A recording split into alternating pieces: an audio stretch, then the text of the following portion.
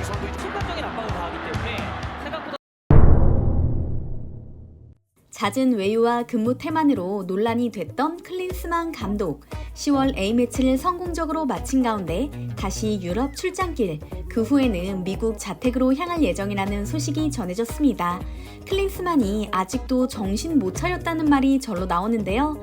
약체인 베트남전에서 실험 정신을 보일 것이라는 예측과 달리 선수들에게 의존했던 클린스만 감독. 이번 승리도 열심히 뛴 선수들 덕분에 날로 먹었다는 평을 듣고 있습니다. 그의 전술은 선수들을 향해 컴온이라고 소리 지르는 게 전부였다는 우스갯소리마저 나올 정도였죠. 실제로 이번 A매치에서 가장 돋보인 선수가 있었습니다.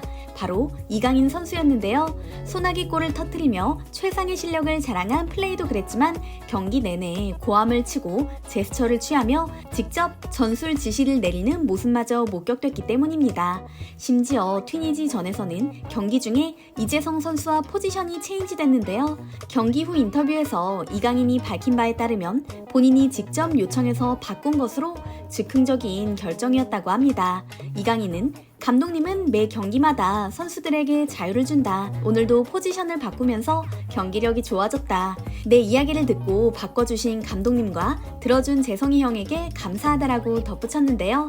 실제로 전반전 내내 한국은 슈팅다운 슈팅 한번 못하며 보는 사람을 답답하게 만들었습니다. 30분이나 허비한 끝에 속이 터지기 직전이었던 이강인이 직접 의견을 제시한 건데요. 후반전 이재성과 포지션을 바꾼 후부터 공격이 살아났습니다. 날카롭게 파고든 이강인은 상대팀을 쥐락펴락하며 결국 연속 득점까지 해냈죠. 어찌 보면 이강인 선수가 좌초하던 클린스만 홀을 구해낸 건데요. 무용지물 감독 아래 선수들은 필사적으로 머리를 굴렸고 클린스만은 결국 선수들 의견을 받아준 게 다였던 겁니다. 그런데 클린스만은 고마운 줄 모르고 황당한 소리를 뱉어냅니다. 경기 후 진행된 기자회견에서 이강인이 축구 선수가 아닌 연예인 대우를 받고 있는데 연예인은 골을 넣지 않는다. 앞으로 더 발전하려면 겸손하고 배고프게 축구에 집중하는 환경이 필요하다며 느닷없이 이강인의 연예인병을 걱정했기 때문인데요. 본인 입지가 위태로워졌음을 직감한 탓일까요? 한숨만 나올 뿐입니다. 지난 A매치에서 선수들이 전술까지 신경 써야 했던 건 사실 속사정이 있었습니다. 안드레아스 헤어초크 수석 코치가 대표팀 공격 전술을 책임지는데 모친이 위독했던 상황으로 쭉 부재 중이었던 거죠. 결국 클린스만은 감독 자리만 차지할 뿐 전술 측면에 있어서는 아무것도 하지 않았다는 걸 입증한 셈입니다. 아무튼 이강인 선수의 활약에 가장 촉각을 곤두세우고 있는 것은 파리 생제르맹 구단과 팬들입니다. 심지어 프랑스 언론 르 파리지앵은 이강인의 득점 소식을 연일 보도하며 이 자랑스러운 파리지앵을 보라 라는 기사까지 내보냈는데요. 눈을 즐겁게 하는 플레이. 조국인 한국에서 날아다니고 있다. 이강인이 합류한 파리 생제르맹의 모습이 기대된다는 발언을 했고 풋 365는 파리 생제르맹으로 이적한 이강인은 자신을 보여줄 시간이 거의 없었다면서도 측면 공격수뿐만 아니라 미드필더 자리도 뛸 수 있는 창의적인 선수인 이강인은 엘리케 감독의 계획에 적합한 선수다. 그의 다재다능함은 진정한 자산이며 긴 출전 시간을 받을 수 있을 것이다 라고 전망했죠. 프랑스 리그원 2경기를 소화한 뒤 근육 부상으로 잠시 이탈했던 이강인. 부상은 이제 완벽하게 회복한 모습입니다. 기세도 어느 때보다 좋고요.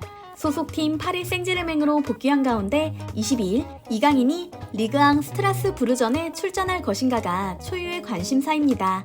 현재 파리 생제르맹의 전력은 최악이라고 해도 과언이 아닙니다. 마르세유와 리그 경기에서 상대방 관중을 조롱한 우스만 덴벨레, 콜로 무아니, 레벤 쿠르자와 아슈라프 하키미가 징계를 받아서 결장할 예정이고요. 최근 영입한 공격수들 역시 이강인을 제외하면 형편없다는 비판을 받고 있기 때문입니다. 파리 생제르맹은 올 여름 이적 시장에서 이강인, 아센시오, 하무스, 바르콜라 등을 영입해 공격진을 보강했으며 시즌 개막 후에는 덴벨레와 무아니를 영입했죠. 하지만 1,300억 원을 주고 데려온 덴벨레와 무아니는 올 시즌 기대만큼 활약하지 못하고 있는데요. 심지어 두 선수는 프랑스 국가대표팀에서도 제대로 된 득점을 기록하지 못해 외면받는 상황이죠. 오로지 이강인만이 눈에 띄는 경기력을 선보이고 있는 중인데요. 리그왕 3연패를 노리는 파리 생제르맹이지만 현재 3위인 부진한 성적으로 엘리케 감독 역시 문매를 맞는 상황입니다. 매 경기 기복이 유난히 심한 탓에 엘리케 감독은 선수 기용은 물론이고 전술까지 형편없다는 평을 들으며 경질 위기에 처했죠. 그가 선택할 수 있는 옵션은 음바페, 덴벨레, 하무스, 무아니, 아센시오, 그리고 이강인. 프랑스 언론들은 이강인의 복귀를 대대적으로 보도하며 파리 생제르맹으로 복귀한 이강인은 엘리케 감독의 기분 좋은 골칫거리가 될 것이라며 최근 한국 국가대표팀에서 인상적인 모습을 보인 동양의 메시, 이강인이 이제는 엘리케 감독의 핵심 선수로 등장할 때다라는 예언까지 남겼습니다. 한편 아시안게임과 A매치까지 꼼꼼히 챙겨본 것으로 알려진 엘리케 감독은 프랑스 언론과 인터뷰에서 귀가 번쩍 뜰 말을 합니다. 바로 이강인에게 좀 더 자유를 부여하겠다라는 말을 남겼기 때문인데요. 많은 팬들이 파리 생제르맹과 한국 국가대표팀에서의 활약이 차이나는 이유를 감독의 잘못된 전술 때문이라 지적한 것을 귀담아 들은 모양입니다. 왼발잡이인 이강인은 사실 측면 윙어보다 중앙지향적인 경기에서 뛰어난 성적을 보이곤 하죠. 이를 여실히 증명한 지난 경기에 감명받은 엘리케 감독이 그를 오른쪽 측면이나 중앙 미드필더 자리로 기용할 것이라는 예측이 나오고 있는 건데요. 특히 이강인은 경기장에서 본인이 어떤 플레이를 해야 하는지 정확히 알고 있었다라고 평가하며 이강인의 전술 감각과 창의적인 플레이에도 호평하는 모습이었습니다. 그렇다면 엘리케 감독은 스트라스부르전에서 이강인을 선발로 내세울까요? 현재 이강인의 몸 상태는 평소와 같으며 장시간의 비행도 별다른 무리가 되지 않았다고 밝혔는데요. 경기에 많이 뛸 수도 못 뛸 수도 있지만 최선을 다해 좋은 퍼포먼스를 보여드리겠다는 발언을 한 만큼 어떤 상황에서도 좋은 모습을 보여줄 거라 믿습니다. 그렇지만 엘리케 감독은 선택의 기로에 서 있습니다.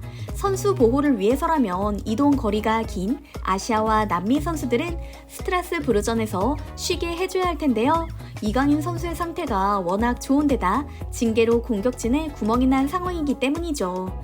다가오는 경기에서 이강인마저 빠지면 파리 생제르맹은 상대적으로 약체 선수들로 팀을 꾸려야 하며 팬들의 비난을 피할 수 없을 텐데요. 엘리케 감독이 어떤 선택을 할지 무척 궁금해집니다. 아시안게임과 A매치 일정으로 소속팀을 한 달가량 떠났던 이강인 선수. 이제는 파리 생제르맹 동료들과 다시 호흡을 맞추고 팀의 성적까지 끌어올려야 하는 숙제를 안게 됐는데요. 스트라스부르전에서 이강인 선수가 선발로 뛰어야 할까요? 여러분의 생각은 어떠신지 댓글로 남겨주시겠어요? 영상을 마치기 전에 이강인 선수의 훈련 모습을 전해드리며 오늘은 여기서 인사드리겠습니다. 감사합니다. You can see the writing on the pavement. Young kids, they're growing up in basements. Online, a whole new generation. I'ma make mine, so you better go take it. Always, they need a new replacement. Decentralized, can't contain it. We're changing lives, yeah, upgrading. Call it suicide of the older generation. What keeps you up at night, yeah? Make all the demons quiet, yeah. We were built to thrive, yeah. I think that we've all had enough. What keeps you up at night, yeah? Make all the demons quiet, yeah. We were built to thrive, yeah.